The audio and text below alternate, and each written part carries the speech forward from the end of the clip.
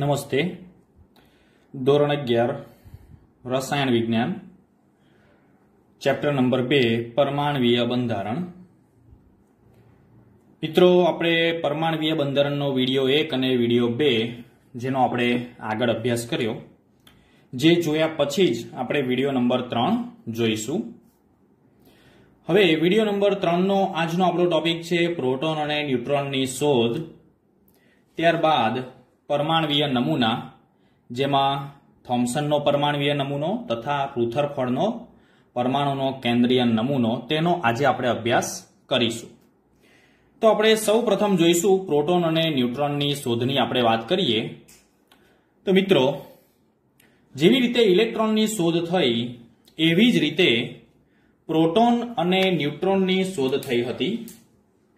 તો મિત્રો, તેના માટે સૌ પ્રથમ કેથોડ કિરણ નળી એટલે કે ફેરફારવાળી કેથોડ કિરણ નળી લેવી પડે.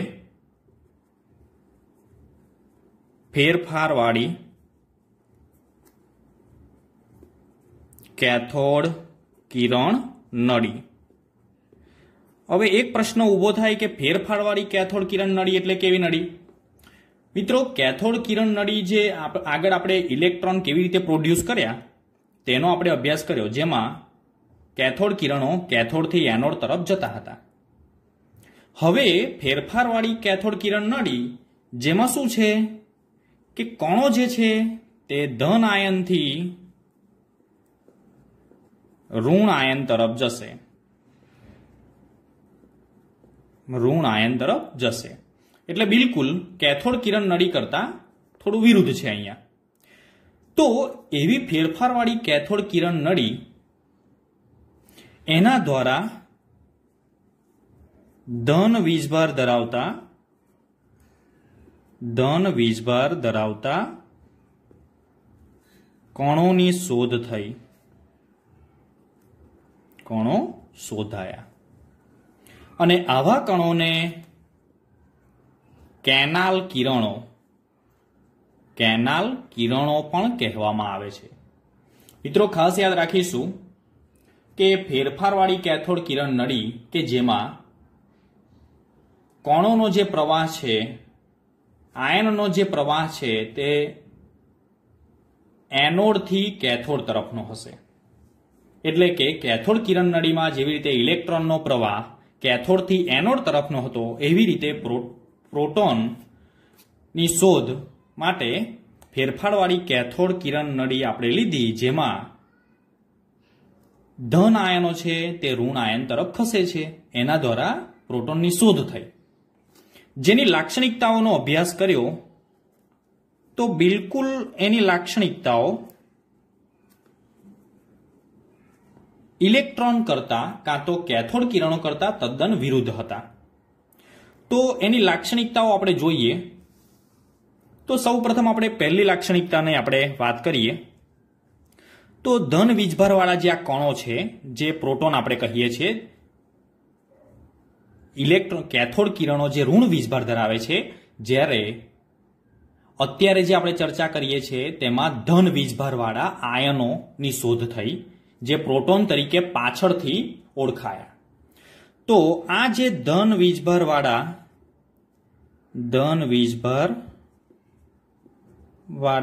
કણો કાં તો આયનો, જેને આપણે ખાસ કરીને વ્યવસ્થિત નામ કહીએ તો તેને આયનો આપણે કહીશું, એ કેથોડ નળીમાં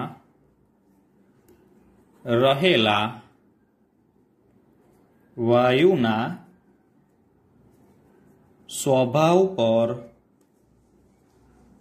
આધાર રાખે છે. મિત્રો, બિલકુલ વિરુદ્ધ છે પેલા કરતા.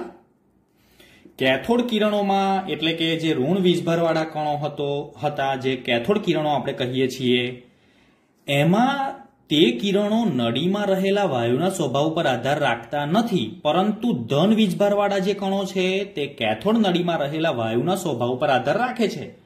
માટે આની જે લાક્ષણિકતાઓ છે તે લાક્ષણિકતાઓ કેથોડ કિરણો કરતા તદ્દન વિરુદ્ધ છે. મિત્રો, બીજું અહીંયા આપણે ધ્યાન રાખીશું કે આ કોઈ ઇલેક્ટ્રોન જેવો એક સ્વતંત્ર આયન નથી. અહીંયા આ એક ધન વીજભાર વાળો આયન છે. થોડો વધારે આપણે અભ્યાસ કરીશું એટલે આગળ આપણને ખ્યાલ આવશે. અને તે માત્ર છે ને, તે માત્ર સાદા વીજભારવાળા એટલે કે ધન વીજભારવાળા, સાદા ધન વીજભારવાળા વાયુમય આયનો છે. મિત્રો ખાસ ધ્યાન રાખીશું, આ છે તે વાયુમય આયનો છે. ફોર એક્ઝામ્પલ આપણે જોઈએ તો H+, Na+, Mg+2 આવા આયનો છે. બીજી લાક્ષણિકતા, આમાં મિત્રો કણોનો જે વીજભાર છે, કણોના વીજભાર અને દળનો ગુણોત્તર, જેવી રીતે આગળ આપણે વાત કરી હતી એવી રીતે અહીંયા ધન વીજભાર વાળા જે કણો છે તેનો વીજભાર અને દળનો ગુણોત્તર છે તે શાના પર આધાર રાખે છે? તો તે જે વાયુમાંથી ઉદ્ભવે છે તેના પર કાં તો તેના સ્વભાવ પર આધાર રાખે છે. એ પણ બિલકુલ વિરુદ્ધ છે કેથોડ કિરણો કરતા. કેથોડ કિરણો આધાર રાખતા નથી. તો મિત્રો આ તફાવત પણ આપણે અહીંયા સાથે સાથે લઈ શકીએ છીએ. એ જ રીતે કેટલાક ધન વીજભારિત કણો વિદ્યુત ભારના મૂળભૂત એકમ. હવે આ મૂળભૂત એકમ એટલે વિદ્યુત ભારનો મૂળભૂત એકમ એટલે જેવી રીતે ઇલેક્ટ્રોનનો જે વીજભાર હતો -1.6 × 10⁻19 કુલંબ, એવી રીતે આનો મૂળભૂત એકમ તરીકે આપણે અહીંયા રહીશું માઇનસ નહીં પણ પ્લસ 1.6 × 10⁻19 કુલંબ. એના ગુણક જેટલો ધન વીજભાર ધરાવે.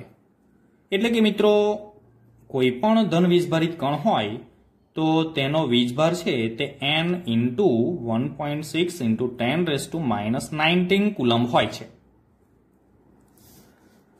ત્યારબાદ બીજી એક અગત્યની લાક્ષણિકતા છે, તો તેમાં ચુંબકીય કે વિદ્યુતીય ક્ષેત્રની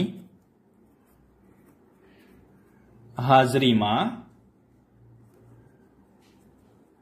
આ કણોની વર્તન કેથોડ કિરણો કરતા તદ્દન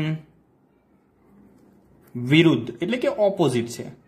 મિત્રો આવું કેમ હોય? તો આપણને ખ્યાલ છે કે કેથોડ કિરણો ઋણ વીજભારિત હોય છે, જ્યારે અહીંયા જે આપણે ધન વીજભારિત આયનો છે તેનો વીજભાર ધન છે. માટે જેવી રીતે કેથોડ કિરણો ચુંબકીય અને વિદ્યુતીય ક્ષેત્રમાં જે વર્તન કરે તેના કરતા બિલકુલ વિરુદ્ધ વર્તન ધન વીજભારિત આયનોનું હશે. એટલે કે મિત્રો આની અંદર જે સૌથી નાનામાં નાનો, સૌથી નાનો તથા હલકો જે ધન આયન મળ્યો એ એટલે હાઇડ્રોજનમાંથી, બરોબર? સૌથી નાનો અને હલકો ધન આયન આપણને હાઇડ્રોજનમાંથી મેળવાયો.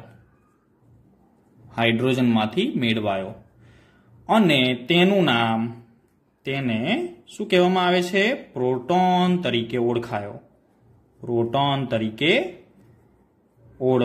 તો મિત્રો આ રીતે ધન વીજભારિત આયન છે જેને આપણે પ્રોટોન કહીએ છીએ. ટૂંકમાં પ્રોટોન અને ઇલેક્ટ્રોન પોતાનું સ્વતંત્ર ગુણધર્મો હોય છે. અને બીજી એક બાબત આપણે અહીંયા ક્લિયર કરીશું કે ઇલેક્ટ્રોન છે તે દરેક દ્રવ્યના પરમાણુમાં રહેલા હોય છે. એટલે તેના ગુણધર્મો દરેક દ્રવ્યના પરમાણુમાં ઇલેક્ટ્રોનના ગુણધર્મો બધા જ ઇલેક્ટ્રોનના સરખા જ હોય.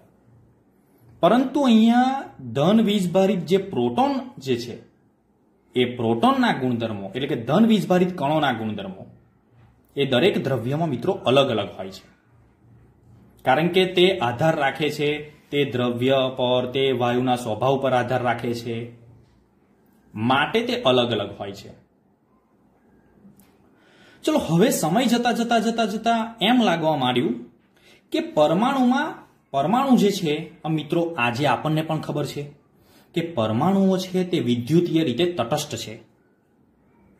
પરમાણુ વિદ્યુતીય રીતે તટસ્થ છે એટલે કે ન્યુટ્રલ છે. એટલે કે તેમાં ધન વીજભાર અને ઋણ વીજભાર સરખા હોવા જોઈએ એવું નક્કી થયું.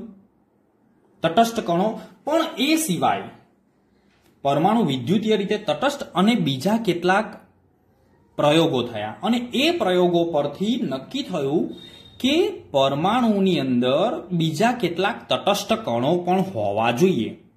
એવું 1932માં ચેડવિકે નક્કી કર્યું. ચેડવિકે જેને નક્કી કર્યું કે પરમાણુમાં કેટલાક તટસ્થ કણો પણ રહેલા હોય છે. તે નક્કી કરવા માટે તેને કર્યું શું? તો તે નક્કી કરવા માટે તેને બેરેલિયમના પાતળા પતરા ઉપર, એટલે કે બેરેલિયમ BE જેને કહીશું. હવે બેરેલિયમનો પરમાણ્વીય ક્રમાંક છે 4 અને તેનું પરમાણ્વીય દળ છે 9. આ બેરેલિયમના પાતળા પતરા પર આલ્ફા કણોનો મારો ચલાવ્યો, એટલે કે તેના પર આલ્ફા કણો પસાર કરાવડાવ્યા. એટલે કે અહીંયા હું પ્રક્રિયા સ્વરૂપે લખું છું જેથી તમને ક્લિયર થશે કે અહીંયા આલ્ફા કણો એટલે હિલિયમનો પરમાણ્વીય ક્રમાંક 2 છે. તો આલ્ફા કણો જે છે તે આલ્ફા કણોનો આને આપણે આલ્ફા કણ તરીકે સ્વીકારીશું, જેની આપણે પાછળ ચર્ચા કરીશું. બેરેલિયમના પાતળા પતરા ઉપર આલ્ફા કણોનો મારો ચલાવ્યો તો તટસ્થ કણો તેમાંથી પ્રોડ્યુસ થયા. મિત્રો, તટસ્થ કણો તેમાંથી પ્રોડ્યુસ થયા. એટલે કે અહીંયા નિપજ તરીકે આપણને કાર્બન અને ન્યુટ્રોન મળે છે. ન્યુટ્રોન, કાર્બનનો સમસ્થાનિક અને ન્યુટ્રોન મળે છે. હવે આ ન્યુટ્રોન બધી જ પ્રક્રિયાઓમાં મળતો નથી. કેટલીક જ પ્રક્રિયાઓ એવી હોય છે કે જેમાં ન્યુટ્રોન મળતો હોય છે અને આ ન્યુટ્રોનનું જે દળ છે તે પ્રોટોન કરતાં થોડું વધારે હતું તેવું નક્કી થયું હતું. હવે આપણે ત્રણેય જે કણો જે જોયા, પ્રોટોન, ન્યુટ્રોન અને ઇલેક્ટ્રોન, તો તેની આપણે એક સમરી જોઈ લઈએ. તેના મૂળભૂત જે કણો છે તેના મૂળભૂત કણો જેનું આપણે એક સમરી છે ત્રણેય કણો માટેની. ચલો, તો પહેલો છે કણ ઇલેક્ટ્રોન, જેની આપણે આગળ ચર્ચા કરી. ચલો, ઇલેક્ટ્રોનની જે સંજ્ઞા છે તેને E વડે મિત્રો દર્શાવાય છે. E વડે. તેનો જે નિરપેક્ષ ભાર છે તો નિરપેક્ષ ભાર -1.6022 ગુણ્યા 10⁻−19 કુલંબ છે. ચલો, એ જ રીતે પ્રોટોન, તો પ્રોટોનને આપણે P વડે દર્શાવીએ છીએ અને જેનો નિરપેક્ષ ભાર જે કુલંબમાં આપણે આપેલો છે તે પ્લસ એટલા માટે કે તે ધન વીજભારિત છે, એટલા માટે અહીંયા એનું જે મૂલ્ય છે વીજભારનું મૂલ્ય તે ધન આપણે મૂકીશું 1.6022. મૂલ્ય બંનેનું સરખું છે પરંતુ અહીંયા નિશાની જ ખાલી અલગ છે જે આપણે માઇન્ડમાં ફિટ રાખીશું. 10⁻⁹ કુલંબ. જ્યારે ન્યુટ્રોન, તો ન્યુટ્રોન અહીંયા 0 એટલા માટે મૂકું છું મિત્રો કારણ કે તેનો જે વીજભાર છે તે વીજભાર રહિત છે. તે વીજભાર રહિત કણ છે ન્યુટ્રોન. તેને સ્મોલ n વડે દર્શાવવામાં આવે છે. તેનો નિરપેક્ષ ભાર 0 છે. હવે તેનો સાપેક્ષ ભાર જોઈએ તો સાપેક્ષ ભાર આપણે અહીંયા સાપેક્ષ ભાર તરીકે -1, એટલા માટે અહીંયા આપણે માઇનસ મૂકીએ છીએ, -1. પ્રોટોનનો સાપેક્ષ ભાર તો +1 અને ન્યુટ્રોનનો સાપેક્ષ ભાર તો 0.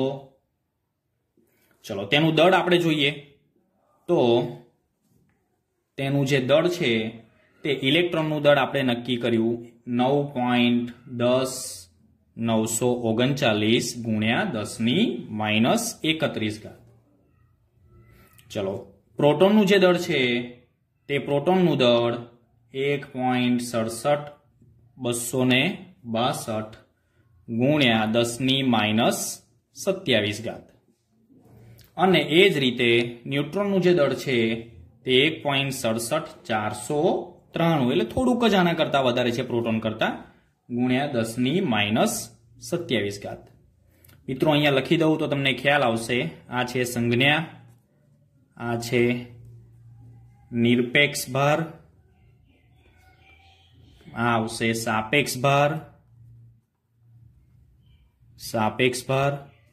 આ છે તેનું દળ આવશે મિત્રો અહીંયા કિલોગ્રામમાં આપણે લીધેલું છે એનું દળ જો યુનિટમાં આપણે લઈએ તો આનું દળ આપણે 0.00054 આનું દળ જો આપણે નક્કી કરીએ એટલે આ દળ બહુ નેગ્લિજિબલ છે એટલે કે તેને આપણે અવગણીએ છીએ આનું દળ આપણે 1 લઈએ છીએ 1.00727 જ્યારે આનું દળ ન્યુટ્રોનનું દળ 1.00867 રાઉન્ડ ફિગર તરીકે આનું આપણે 0 લઈએ છીએ આનું આપણે 1 લઈએ છીએ અને ન્યુટ્રોનનું પણ 1 ગણીએ છીએ તો મિત્રો આ રીતે એની જે સમરી છે જે આપણે શીખ્યા તેની આ રીતે આપણે ચર્ચા કરી શકાય હવે મિત્રો આપણે કેટલાક પરમાણુના નમૂના જે આપણને જુદા જુદા વૈજ્ઞાનિકોએ આપેલા છે તેનો આપણે અભ્યાસ કરીશું પરમાણ્વીય નમૂના જેને આપણે કહીએ છીએ એટોમિક મોડેલ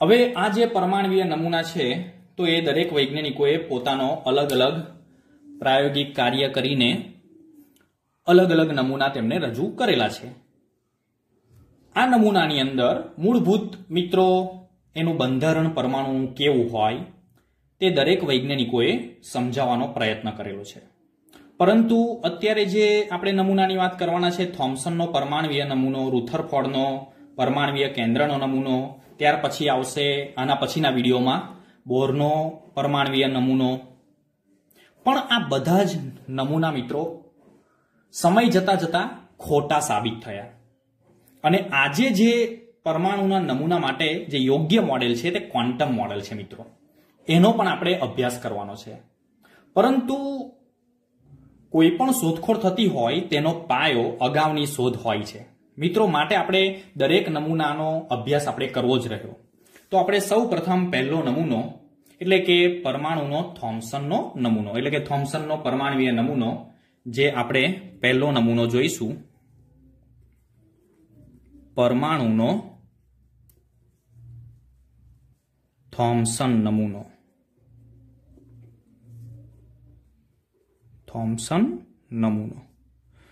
ચલો મિત્રો અહીંયા દરેક નમૂનાનો આપણે અભ્યાસ કરતા જઈએ અને તે અભ્યાસ કરતા આપણે આગળ જોઈશું મિત્રો થોમ્સને સૌ પ્રથમ ઈસવીસન 1898 તેને એક વિચાર આપ્યો કે પરમાણુ જે છે તે પરમાણુ ગોળાકાર હોય છે મિત્રો તેને કેટલાક પ્રાયોગિક અવલોકનો પરથી તેને નક્કી કર્યું કે પરમાણુ હોય છે તેનો આકાર ગોળાકાર હોય છે અને આ ગોળાકાર પરમાણુમાં જે ધન વીજભાર હોય છે મિત્રો તે ધન વીજભાર જેમાં ધન વીજભાર સમગ્ર નમૂનામાં એક સરખી રીતે બધે વહેંચાયેલો હોય અને ઇલેક્ટ્રોન તેમાં એવી રીતે ગોઠવાય કે પરમાણુ સ્થાયી બને એટલે કે તેની સ્થાયીતા આપે પરમાણુ સ્થાયીતા આપે એ રીતે ઇલેક્ટ્રોન ગોઠવાય છે તટસ્થતા આપે સ્થાયીતા એટલે કે તટસ્થતા આપે મિત્રો ફરી એકવાર આપણે સમજીએ થોમ્સને 1898 નક્કી કર્યું કે પરમાણુ છે તે ગોળાકાર છે જેમાં ધન વીજભાર એક સરખી રીતે બધે વહેંચાયેલો હોય એટલે કે સમગ્ર ગોળાકાર નમૂનો જે હોય છે તેમાં ધન વીજભાર સમગ્ર ગોળામાં ફેલાયેલો હોય છે અને ઇલેક્ટ્રોન તેમાં એવી રીતે ગોઠવાય કે જેથી ધન અને ઋણ વીજભાર ઇક્વલ થતા પરમાણુ તટસ્થ બને. અને આ જે નમૂનો છે તેના કેટલાક બીજા પણ નામ આપ્યા અને તે નામ છે એટલે plum pudding, Raisen pudding, watermelon, એટલે આપણને ખબર છે મિત્રો તરબૂચ. તો આને તરબૂચનો નમૂનો પણ કેમ કહેવામાં આવે છે મિત્રો? તરબૂચના નમૂના પરથી તમને થોમ્સનનો પરમાણુય નમૂનો એક્ઝેક્ટ તમને ખ્યાલ આવી જશે કે થોમ્સનના મત મુજબ પરમાણુનું બંધારણ કેવું હોય. તો મિત્રો તમે બધાએ તરબૂચ તો જોયું જ છે, તરબૂચ તમે ખાધું પણ હશે.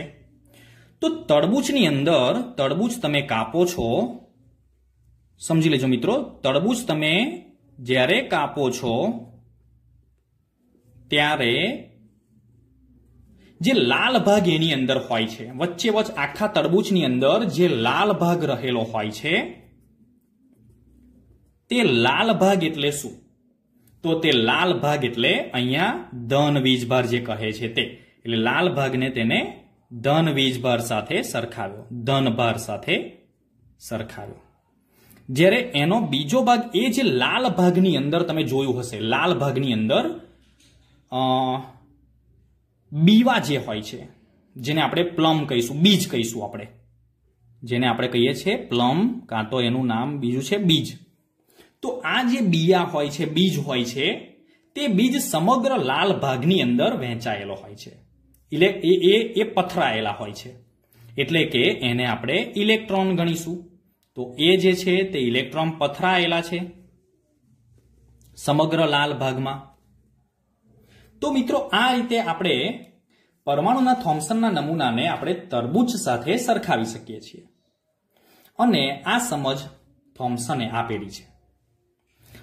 પરંતુ મિત્રો જેમ જેમ સમય જાય છે તેમ તેમ આ નમૂના પર કેટલી બીજી શોધ થતી હોય છે અને આ નમૂનો છેલ્લે ખોટો સાબિત થાય છે.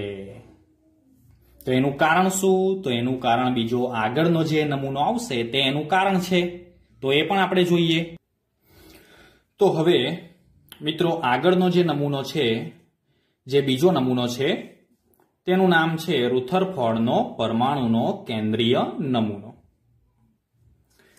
મિત્રો રુથરફોર્ડ નામનો સાયન્ટિસ્ટ હતો અને તેમને અને તેમના વિદ્યાર્થીઓના જે નામ છે એ પણ હું અહીંયા, કારણ કે એમની જે પરમાણુના કેન્દ્રીય નમૂનાની જે વિચારધારાઓ છે તેમના વિદ્યાર્થીઓનો પણ મોટો ફાળો હતો. તો રુથરફોર્ડ તથા તેમના વિદ્યાર્થીઓના નામ જે છે, તેમના વિદ્યાર્થીઓ હેન્સ ગાઈગર અને અર્નેસ્ટ માસ્ડર્ન. આ બંને વિદ્યાર્થીઓએ સાથે મળીને તેમને પરમાણુનો કેન્દ્રીય નમૂનો આપ્યો. પરમાણુનો કેન્દ્રીય નમૂનો આપ્યો. મિત્રો ફરી તમને કહું, રુથરફોર્ડનો પરમાણુય કેન્દ્રીય નમૂનો જે છે તે રુથરફોર્ડ અને તેમના વિદ્યાર્થીઓ હેન્સ ગાઈગર અને અર્નેસ્ટ માર્સડનનો આ એક દેન છે. હવે આ નમૂનાની અંદર તેમને પહેલું જે પરમાણુના બંધારણનો જે ખ્યાલ આપ્યો તેના માટેનું જે સેટઅપ છે, સેટઅપ એટલે એમને જે એક રચના, રુથરફોર્ડના આ પ્રયોગને આપણે રુથરફોર્ડના પ્રકીર્ણનનો પ્રયોગ પણ કહેવામાં આવે છે. આલ્ફા કણ પ્રકીર્ણનનો પ્રયોગ તેમને જે કરેલું છે તે આલ્ફા કણ પ્રકીર્ણનનો પ્રયોગ આપ્યો. આલ્ફા કણ પ્રકીર્ણનનો પ્રયોગ તેમને કર્યો. મિત્રો ખાસ આપણે સમજીશું અહીંયા આલ્ફા કણ પ્રકીર્ણનનો પ્રયોગ. આ પ્રયોગની અંદર જે રચના છે તેમને જે આ પ્રયોગ કરતા પહેલા આપણે ખાસ એ બાબત સમજવી જરૂરી છે. એ રચનાની અંદર 3 બાબતો મિત્રો સૌથી અગત્યની છે. 3 બાબતો. તો રચનાની અંદર 3 બાબતો કઈ? તો કે એક તો આલ્ફા કણોનો સ્ત્રોત. આલ્ફા કણોનો સ્ત્રોત. બીજી જે બાબત છે તે સોનાનો પાતળો વરખ, જેની જાડાઈ છે 100 નેનોમીટર. અને ત્રીજી બાબત સૌથી અગત્યની જે છે તે વર્તુળાકાર પ્રસ્ફુરક પડદો, એટલે કે ઝિંક સલ્ફાઇડનું જે પડ હોય છે તે ફોટોગ્રાફિક પ્લેટ પર લગાવેલું હોય છે. તો મિત્રો આ જે 3 બાબત છે આલ્ફા કણ પ્રકીર્ણનના પ્રયોગમાં, જે એમને પ્રયોગની અંદર હું તમને આકૃતિ બતાવીશ એટલે તમને ખ્યાલ આવશે. તો 3 બાબતો સૌથી અગત્યની છે. આલ્ફા કણોનો સ્ત્રોત, રચનાની અંદર આ જે સેટઅપ કરેલું હોય છે આકૃતિમાં તેની આપણે વાત કરીએ છીએ, સોનાનો પાતળો વરખ અને વર્તુળાકાર પ્રસ્ફુરક પડદો. આ 3 બાબતો વિશે આપણે પહેલા ખ્યાલ મેળવીશું. તો એમને સૌ પ્રથમ મિત્રો આપણે અહીંયા આકૃતિમાં તમને ખ્યાલ આવશે. આકૃતિમાં તમને 3 બાબતો સ્પષ્ટ દેખાય છે. તો પહેલું છે આલ્ફા કણોનો સ્ત્રોત.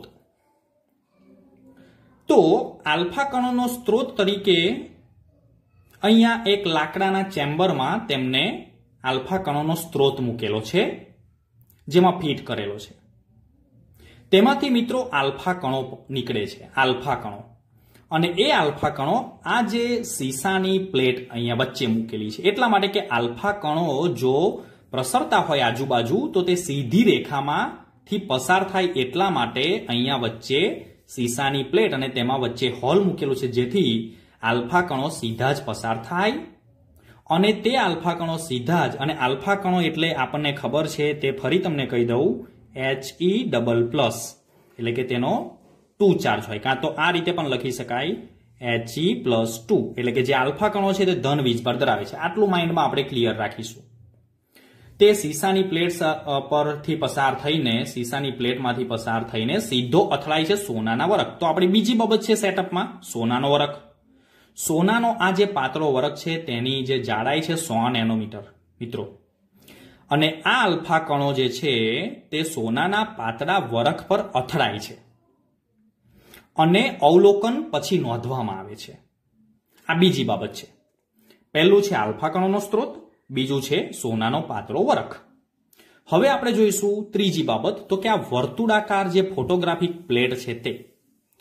તો આ પ્લેટ એ પ્રકારની છે કે જેના પર આ જે આલ્ફા કણો અથડાશે તો તેમાં સ્પોટ નિર્માણ થાય છે, એટલે કે ઝબકારો, નાના નાના ઝબકારો ઉત્પન્ન થાય છે, કારણ કે તેની જે આ ફોટોગ્રાફી પ્લેટ પર ઝિંક સલ્ફાઇડનું પ્રસ્ફુરણ પડદો રાખેલો હોય છે, જેથી ત્યાં અથડાતા તરત જ આલ્ફા કણોનો સ્પોટ ઉત્પન્ન થાય છે, એટલે કે નાના ઝબકારા ઉત્પન્ન થાય છે. તો મિત્રો આ 3 સેટઅપ જે છે એ 3 સેટઅપ આપણે પહેલા એની રચનામાં ચર્ચા કરી. હવે તેની પ્રક્રિયામાં આપણે જોઈએ તો પ્રક્રિયામાં આપણે સૌ પ્રથમ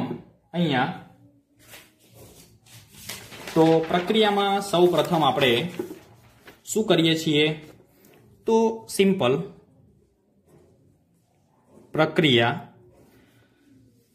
એટલે મિત્રો કોઈ રિએક્શન નથી, પરંતુ આપણે અહીંયા વર્ણન સ્વરૂપે એને જોઈશું.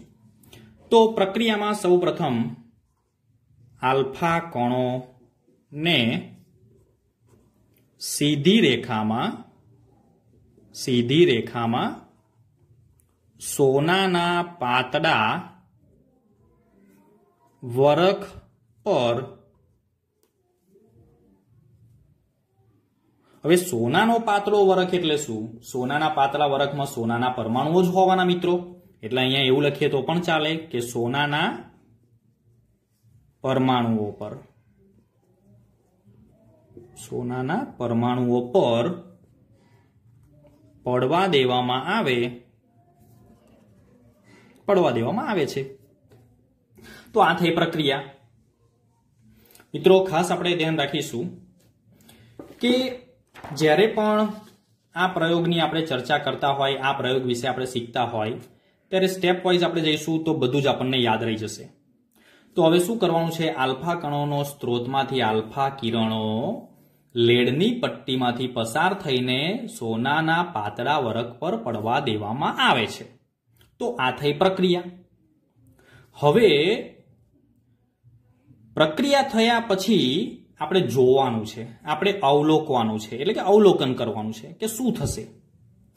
તો મિત્રો અવલોકન પરથી આપણે કહી શકાય કે મોટા ભાગના જે આલ્ફા કણો જે હોય છે, મોટા ભાગના આલ્ફા કણો તે વરખમાંથી વિચલન પામ્યા સિવાય સીધા જ પસાર થઈ જાય છે, સીધા જ પસાર થઈ જશે, જેને તમે બહુ સારી રીતે તમે અહીંયા સમજશો। તો મિત્રો તમે અહીંયા જોઈ શકો છો કે આ આલ્ફા કણોનો પુંજ છે, આ બધા આલ્ફા કિરણો છે અને તે અહીંયા આ જે ગોળ ગોળ બતાવેલા છે તે તેના ગોલ્ડના પરમાણુઓ છે। એ ગોલ્ડના પરમાણુઓમાંથી મોટા ભાગના આલ્ફા કણો વિચલન પામ્યા સિવાય સીધે સીધા જ બહાર નીકળી જાય છે, પસાર થઈ જાય છે। મિત્રો આ પહેલું અવલોકન છે। અવલોકન આપણે લખી દઈશું અહીંયા, અવલોકન। તો પહેલું, મોટા ભાગના આલ્ફા કણો, મોટા ભાગના આલ્ફા કણો સોનાના વરખમાંથી કાં તો સોનાના પરમાણુઓમાંથી વિચલન પામ્યા સિવાય પસાર થાય છે। તો આ એક આપણને અવલોકન મળ્યું। ત્યારબાદ મિત્રો આપણે જોઈએ છીએ અહીંયા એક બીજું પણ અવલોકન છે। ખૂબ જ ઓછા પ્રમાણમાં આલ્ફા કણોનું બહુ નાના ખૂણાએ વિચલન થાય છે, એટલે કે કેટલાક કિરણો એવા છે કે જે વિચલિત થતા જોવા મળે છે, પણ ખૂબ જ ઓછા પ્રમાણમાં, ખૂબ જ ઓછા પ્રમાણમાં આલ્ફા કણોનું બહુ નાના ખૂણાએ વિચલન થાય। તો એ પણ આપણે લખી દઈશું। તો બીજું અવલોકન, તો ખૂબ જ ઓછા પ્રમાણમાં આલ્ફા કણોનું બહુ નાના ખૂણાએ, એટલે ખૂબ જ નાના ખૂણાએ વિચલન થાય છે। તો આ બીજું અવલોકન છે। હવે ત્રીજું અવલોકન, તો ત્રીજું અવલોકન મિત્રો તમને ખ્યાલ જ છે કે ખૂબ જ ઓછા એવા આલ્ફા કણો છે, એટલે કે 20,001 એવું પ્રેક્ટિકલી પુરવાર થયું છે, પ્રૂવ થયું છે કે 20,001 જ કણ અથડાઈને 180 ના ખૂણે પાછો ફરે। જેમ કે અહીંયા તમે જોઈ શકો છો કે આ અથડાઈને પાછો અહીંયા 180 અંશના ખૂણે પાછો ફરે છે। હવે આના પરથી તો ઘણું બધું આપણે તારણો કાઢી શકીએ। તો એ પહેલા આપણે એનું અવલોકન લખી શકીએ કે ખૂબ જ ઓછા આલ્ફા કણો, એટલે કે 20,001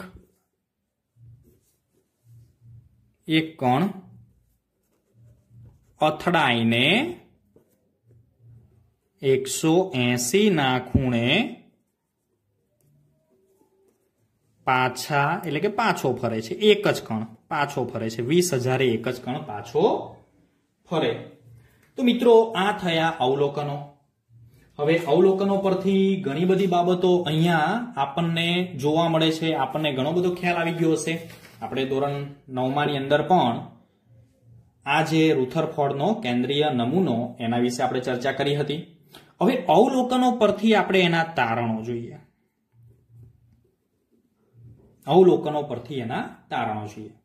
તો ચલો મિત્રો, પહેલું આપણે જોયું અવલોકન કે મોટા ભાગના આલ્ફા જે કણો હોય છે તે સોનાના વરખમાંથી વિચલન પામ્યા સિવાય નીકળી ગયા। તો એનો મતલબ એ જ થાય કે પરમાણુનો મોટો ભાગ ખાલી હોવો જોઈએ। મિત્રો આ જે અહીંયા પરમાણુ બતાવેલા છે પણ પરમાણુના જે મોટા ભાગનો ભાગ છે, પરમાણુમાં જે જગ્યા છે એ બધી ખાલી હોવી જોઈએ, તો જ બધા કિરણો પસાર થઈ જાય. એટલે અહીં આગળ એક તારણ નીકળે કે પરમાણુનો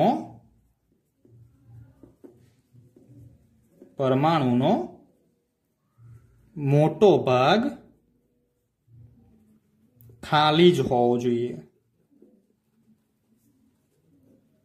તો આ એક તારણ નીકળ્યું પહેલા અવલોકન પરથી. ચલો, એવી જ રીતે બીજું અવલોકન હતું કે ખૂબ જ ઓછા પ્રમાણમાં આલ્ફા કણોનું બહુ નાના ખૂણાએ વિચલન થાય છે. એનો મતલબ એ થાય છે કે આ વિચલન થોડુંક એ વિચલન થવાનું કારણ શું હોઈ શકે? તો મિત્રો, આ જે આલ્ફા કણો છે, વિચલન થવાનું કારણ એ છે કે અહીંયાથી જે આપણે આલ્ફા કણો આપણે જે પસાર કરીએ છીએ, આ આલ્ફા કણો તે ધન વીજભાર ધરાવે છે મિત્રો, ધન વીજભાર. હવે આ આલ્ફા કણો ધન વીજભાર ધરાવતા હોય અને તે ધન વીજભારિત સાથે જો અથડાય ને, કોઈ ધન વીજભારિત કણ સાથે અથડાય ને, તો જ તે વિચલન પામે. આલ્ફા કણ, કારણ કે વિચલન થવાનું કારણ અપાકર્ષણ હોય, એનો મતલબ કે આલ્ફા કણ ધન વીજભારિત છે.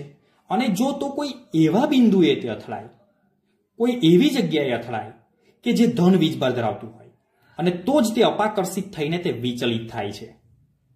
તો એનો મતલબ મિત્રો એ થયો, એના પરથી તારણ એ નીકળે, બીજું તારણ, કે આલ્ફા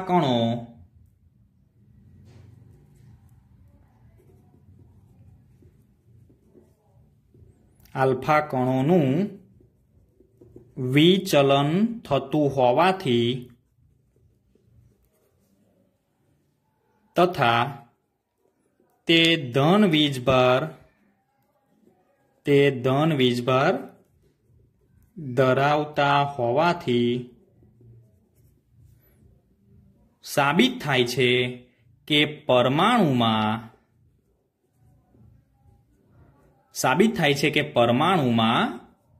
ખૂબ જ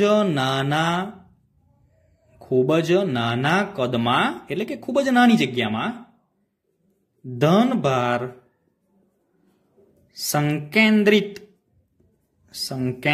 થયેલો હોવો જોઈએ. તો આ એક બીજું તારણ નીકળ્યું, કારણ કે આલ્ફા કણો ધન વીજભાર ધરાવે છે અને વિચલન થાય છે, ખૂબ જ ઓછા પ્રમાણમાં વિચલન થાય છે, પરંતુ ક્યાંક એવો નાના કદની અંદર પરમાણુમાં ખૂબ જ નાની જગ્યામાં પણ ધન વીજભારિત કેન્દ્રિત થયેલો હોવો જોઈએ. માટે મિત્રો એક બીજું પણ અવલોકન થાય કે કેન્દ્ર દ્વારા, એટલે કે આ જે અહીંયા આનું કારણ આપણે અહીંયા લખી દઈશું જેથી ખ્યાલ આવે, અપાકર્ષણ. એટલે કેન્દ્ર દ્વારા જે રોકાયેલ કદ પરમાણુના કુલ કદની સરખામણીમાં નહિવત હોય છે. એટલે મિત્રો અહીંયા આ જે પરમાણુ જે છે, ગોલ્ડના પરમાણુ, તેમાં કેન્દ્ર દ્વારા, એટલે કે આ ખૂબ જ નાની જગ્યા છે, કેન્દ્ર એ ખૂબ જ નાની જગ્યા છે અને તે ખૂબ જ ઓછું કદ ધરાવે છે. તેનું કદ એની પરમાણુના કદ કરતા ખૂબ જ નહિવત હોય છે. પરમાણુના કેન્દ્રનું જે કદ છે તે કદ પરમાણુના કુલ કદની સરખામણીમાં ખૂબ જ નહિવત હોય છે. માટે કેન્દ્રની જે ત્રિજ્યા છે તે ત્રિજ્યા 10⁻15 મીટર છે, જ્યારે સમગ્ર પરમાણુની ત્રિજ્યા, આ કેન્દ્રની ત્રિજ્યા છે, અહીંયા પરમાણુની ત્રિજ્યા, તો પરમાણુની ત્રિજ્યા છે તેના કરતા મોટી 10⁻10 મીટર છે. મિત્રો આ જે તારણો છે, તારણો પરથી એમ પણ કહી શકાયું કે જેવી રીતે ક્રિકેટનું મેદાન હોય તો ક્રિકેટના મેદાનની અંદર ક્રિકેટનો દડો છે તે કેન્દ્ર છે અને જે મેદાન છે તે મેદાન એ સમગ્ર પરમાણુનું કદ છે. તો એ રીતે આમ અવલોકનો પરથી આપણને તારણો મળ્યા. અને ઉપરના અવલોકનો અને આ તારણો પરથી, એટલે અહીંયા લખીશું આપણે અવલોકનો અને તારણો પરથી નક્કી થયું. શું નક્કી થયું મિત્રો? એ આપણે અહીંયા જોઈએ. અવલોકનો અને તારણો પરથી જે ફાઇનલ કન્ક્લુઝન આપણને મળે છે તે અહીંયા આપણે જોવાનું છે. તો એમાં ફાઇનલ કન્ક્લુઝન છે તે આ પ્રકારનું છે. તેમાં પહેલો મુદ્દો તો પરમાણુનો ધનભાર અને પરમાણુનું મોટા ભાગનું દળ ખૂબ જ ગીચતાથી ઘણા નાના ભાગમાં સંકેન્દ્રિત થયેલું હતું. તો આ એક કન્ક્લુઝન આપણને મળ્યું. તો અહીંયા લખીશું પરમાણુનો ધનભાર અને પરમાણુનું મોટા ભાગનું દળ. મિત્રો આપણને ખબર છે કે પરમાણુનું દળ તે કેન્દ્રમાં રહેલા ધનભાર અને ન્યુટ્રોનને જ આભારી છે. માટે અહીંયા કહેવામાં આવે કે પરમાણુનો ધનભાર અને પરમાણુનું મોટા ભાગનું દળ ખૂબ જ ગીચતાથી ઘણા નાના ભાગમાં સંકેન્દ્રિત થયેલું હતું. અને આ પરમાણુના નાના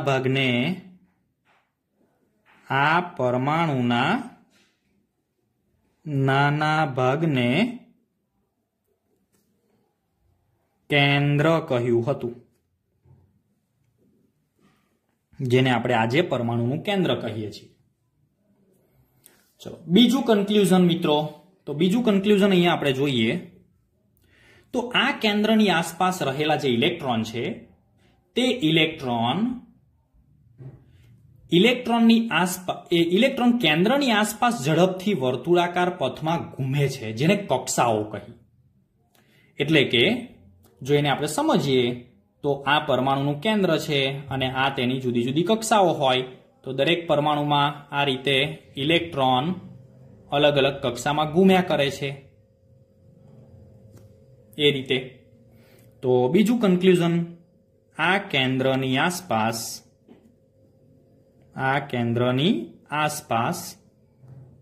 રહેલા ઇલેક્ટ્રોન ઝડપથી વર્તુળાકાર પથમાં ઘૂમે છે, જેને કક્ષાઓ કહેવાય, કહે છે. જેનો અભ્યાસ આપણે મિત્રો આ જ ચેપ્ટરમાં પાછળ જોઈશું આપણે. તો કેન્દ્રની આસપાસ રહેલા જે ઇલેક્ટ્રોન હોય છે તે વર્તુળાકાર માર્ગ પર ફરતા રહે છે, ઘૂમે છે, જેને કક્ષાઓ કહેવામાં આવે છે. ચલો ત્યારબાદ ત્રીજું કન્ક્લુઝન, તો રુથરફોર્ડના પરમાણ્વીય નમૂનાને સૌરમંડળ સાથે તેમને સરખાવ્યો.